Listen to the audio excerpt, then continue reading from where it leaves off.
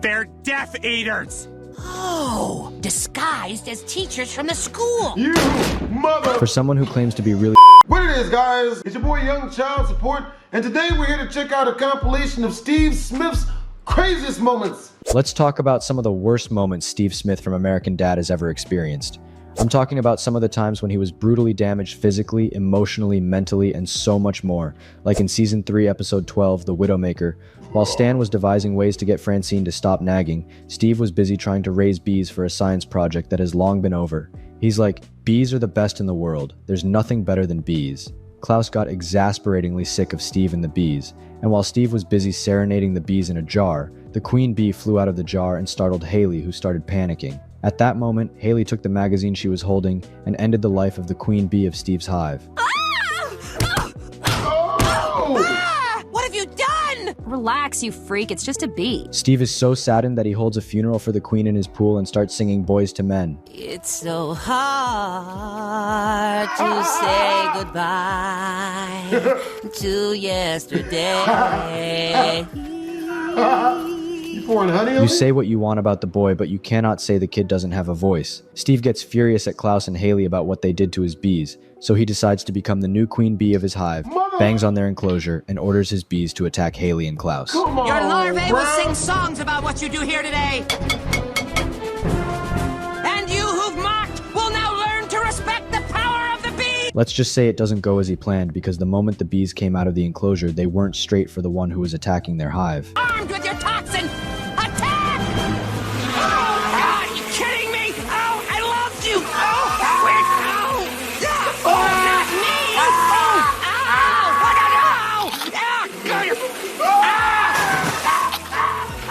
Your brother's weird. The boy got brutally ravaged by his bees, and it wouldn't be the first time that Steve gets attacked by animals, but let's not get ahead of ourselves. Also, be sure to hit that subscribe button if you haven't yet, so you never miss out when we put out a new video. Now, Steve gets in a lot of trouble and ends up in situations that are not his fault from time to time. Like the time that Steve got an intervention from his friends, which made me feel really sorry for him because he became an addict. It wasn't really his fault. You see, trouble started when Steve got a taste of Haley's drink Cougar Boost, which is an energy drink that Haley was using to study, and its contents are extremely effective, so the moment Steve had a taste of it, the boy went from 0 to 100 real quick. Everybody dance now.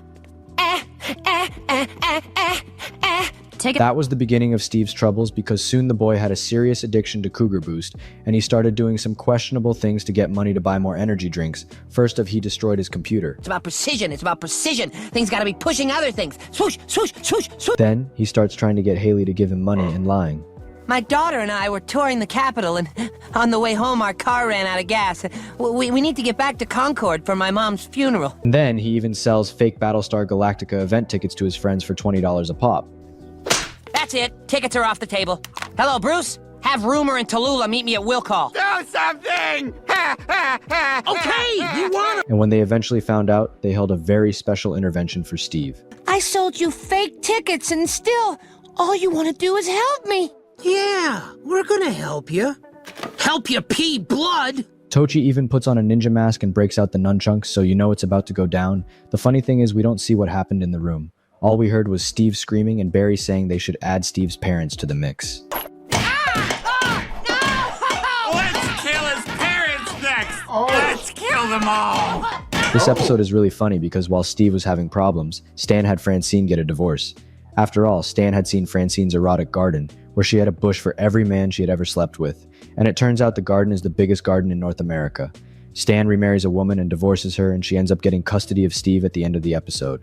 Now, this next moment is probably some of the most hilarious on American Dad, but you should be warned, there are some moments of animal cruelty, but it's kind of deserved. You see, young Steve had taken up cello lessons for a dance recital in order to impress the incredibly hot Lindsay Coolidge, and on his way to practice, Steve meets a stray cat. He tries to greet the cat, but the cat gets run over, so Steve runs to its side, and he's all apologetic, but he immediately gets a huge surprise. I'm so sorry. I gotta get you to a vet. Ow! Why would you do that? I was trying to help you. Steve abandons the cat and brings Snot, and Snot tells him that the cat was possibly just frightened, that's why he lashed out. Snot takes a box and crouches next to the cat. No. Like that. Chicka, chicka, chicka. There you go, silly tummy. What were you so worked up about? The cat is nice to Snot, and he even starts licking him. For a moment, it seems everything is going to be alright, so Snot gives the cat to Steve and leaves. Steve names the cat Simon, and he also tries to do the chica chica. Chica, chica, chica, Simon? Okay? I'm a friend, yes? You know that now? Friend? Chica, chica. Steve gets angry and abandons the cat, but it doesn't stop there. Steve goes home and starts dreaming of him and Simon being best buds and having a lot of good times until Simon gets lost in the dream. By the time of the recital, Steve knocks it out of the park and his performance was incredible. Lindsay is impressed. It seems she's finally going to let him hit, but at the moment of his applause, a battered Simon crawls into his POV. Steve runs to his side and he's all, "You came to my recital," and he's all happy, but Simon passes out on the floor, so Steve picks him up. So peaceful. Almost as if you were sleeping. Oh, shit. This is the moment when the animal cruelty begins. Steve throws Simon to the wall and smashes him with his cello. Randy Orton is shit. There you go. Yep, turn up on him. Yep. But even that was not enough to stop Simon because Simon goes for his back this time. There you go. And that's when Steve turns into a pro wrestler and just starts wailing on the cat for up to 5 times. DDT, give him another one. 2 more of them. There you go. Well, another one, just in case. Come on, at least 1 more. 1 more, you have to. And then he leaves the room and goes. Steve thinks it's over, but out of nowhere the cat comes out again when he tries to enter another room. Should've did another one, man. I told you. That's what happens. Thought it was sweet. That's what happens. What is the lesson indeed? Now, things are about to get as R-rated as we can get on American Dad. One of the funniest and worst behaviors I've ever seen Smith have is when he goes bananas, which was a plot piece in season 14, episode 3, Stan, Francine, Connie, and Ted. When Steve tells his mom and dad he wants to go spend some time with Barry and his family, they refuse because they suspect that Ted and Connie, Barry's parents, are possibly a little Coco. This is nothing against Barry. We love Barry. Monstrously stupid sewer people. Agreed. Answer is a hard no. Another brilliant. So Steve responds. At some point, he falls out the window. Beat him. He's going bananas! Yeah. A kid did this on YouTube. He got real big Sounds on like this. Steve's going bananas again. But that wasn't the last time that Steve went bananas because his parents reluctantly agreed that they meet up with Barry's parents. Steve later discovered this entire conversation was being held in the nude, which is just layers of fun. But Steve found out that his parents were not interested in swinging and they were just hanging out with them. So this is probably my favorite American Dad premiere, and it's one of those moments where we see Steve turn into a beast, but it's also one of those moments. That was such a wild episode. Even I'm taken aback. That makes you go, I can't believe this is happening. So Steve gets chosen to sing the national anthem for the Langley Falls Veterans Day celebration, and Stan seems to be a bit unimpressed by his singing. Oh, say, can you see? Steven! What? Don't know how anyone can have problems with that, but Stan does. He thinks Steve needs to experience war so he can truly sing for veterans. That's why he takes him to the Langley Falls Veterans Country Club, where they host a Vietnam War reenactment, where instead of using real firearms, they use paint guns and red markers as knives, and it's hilariously ridiculous. Throw me a clip! I'm gonna kill all these suckers! Get down! There, Stan makes Steve stand guard all night, even though he's kept him awake for 2 nights. So the base gets overrun, Stan gets captured, and there are only 4 survivors left.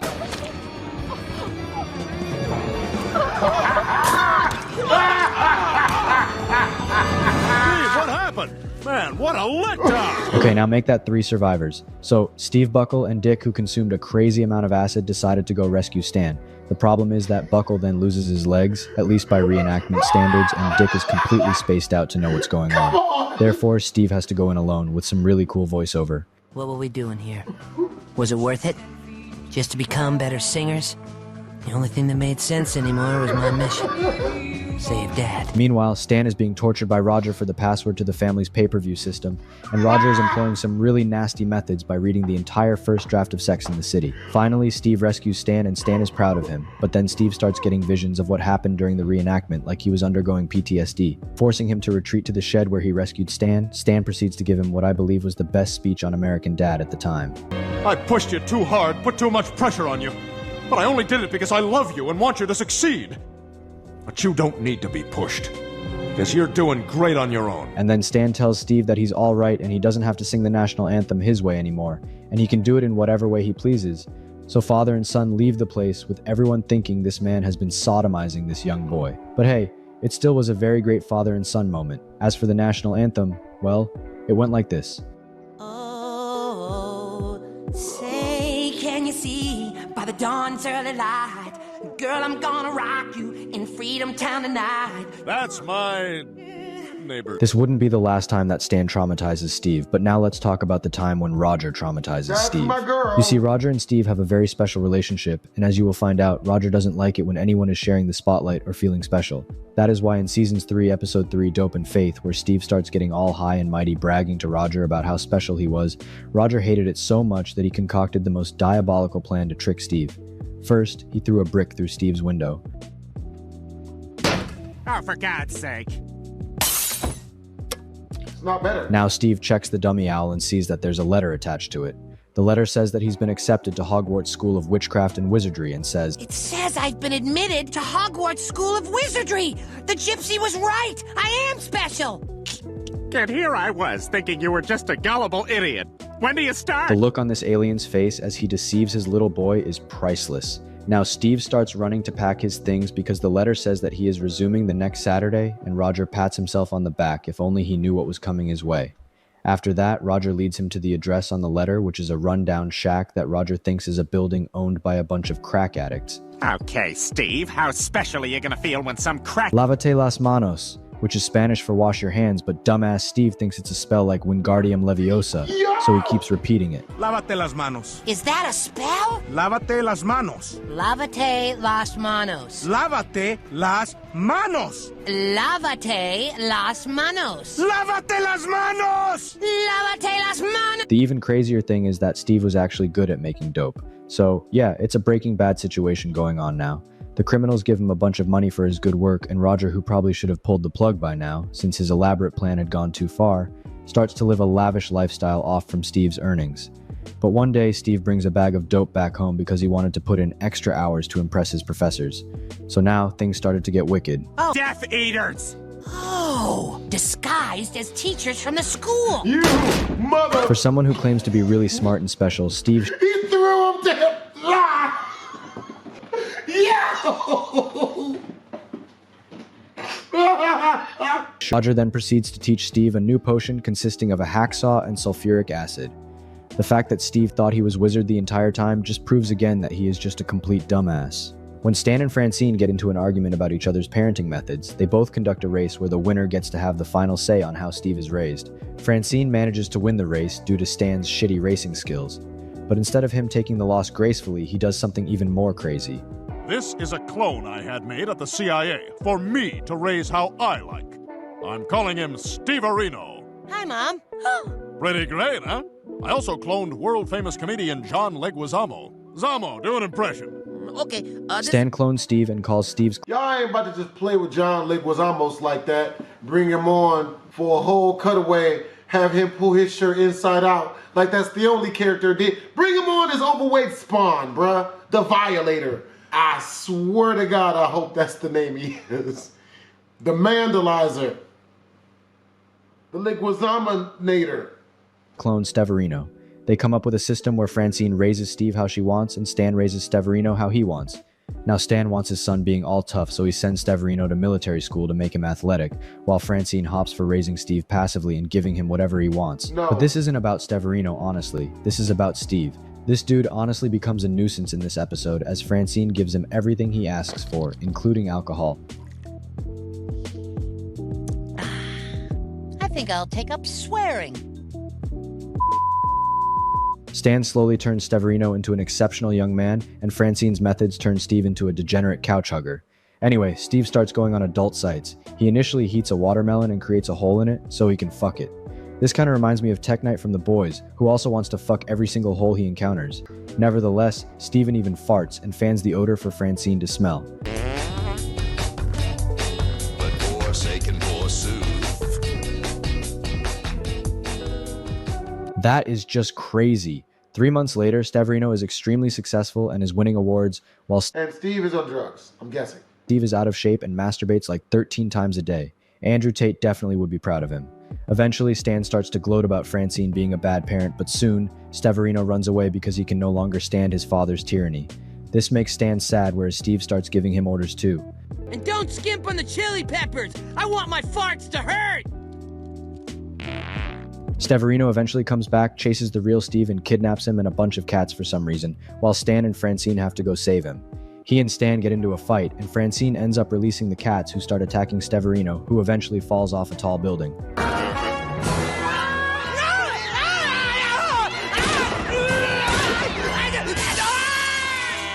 The real Steve gets freed, and Francine finally knocks some sense into him while Steverino tries to attack Steve again, but this time, Stan hits a fuel tank and blows him up. Finally, the family goes home, but Steverino is left facing Simon the cat.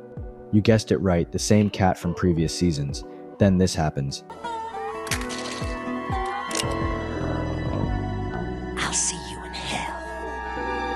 This lazy version of Steve is probably the worst version, and most annoying one. Stan got into a fight in the cinema and was hoping Steve would come to help him, but Steve ran off to get help instead, and Stan was very disappointed because he thought his son wasn't brave.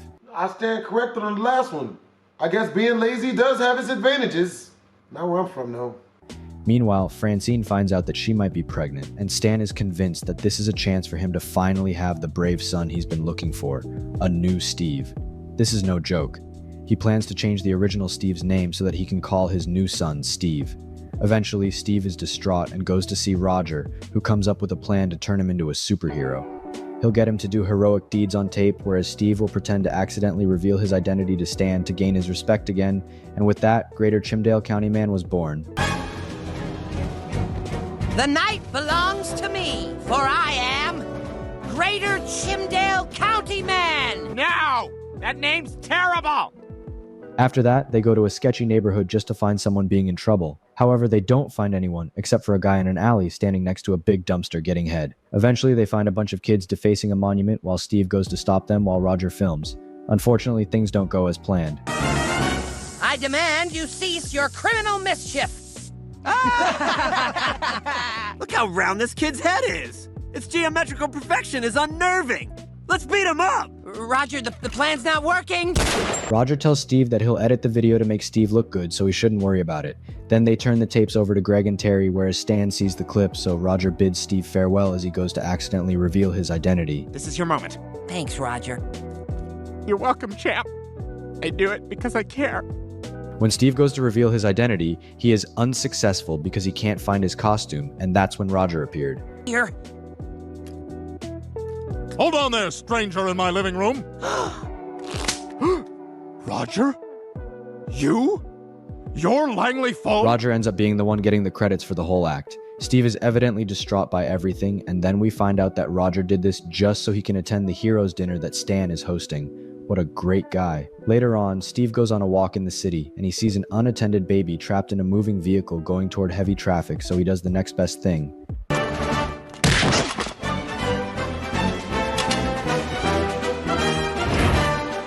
Steve manages to save the baby and the cute animals inside the car before the car smashes into a gas tank. He is then lauded by the child's mother and a police officer, and he pats himself on the back because he realizes that he doesn't need Stan's approval anymore to consider himself a brave boy. Would think I'm brave, but now I know I'm brave, and that's all that counts. What the hell was he talking about? Kid's probably on drugs. I know I am. Yeah, even after all his bravery, everyone he saved ended up losing their lives and he didn't even notice. Steve still thought that he is him. Eventually, Stan finds out that Steve was the real hero, and they end up bonding. Finally, Stan also admits Steve is brave, so that's a bit of a happy ending. These were some of Steve Smith's worst but also interesting moments. This is hands down one of the best American Dad videos I've ever seen in my life. And it's done in documentary form. Make sure to go subscribe to Steve Sober. Link is in the description down below. Twisms.